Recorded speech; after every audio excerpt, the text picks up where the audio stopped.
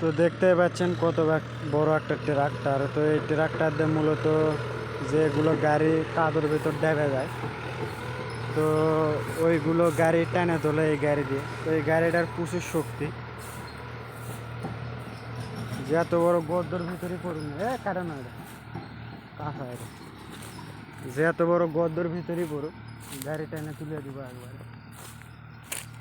ওটা হচ্ছে ওই যে ওই ফলের লাগান, দেখতে দেখা যাচ্ছে ওইরকম, কাটার পরে দেখবা যায় একবারে। প্রচণ্ড রোদ, আজকে হচ্ছে শুক্রবারের দিন। এখন চলে যাব রুমে নামাজ পড়তে যাওয়ার আগে।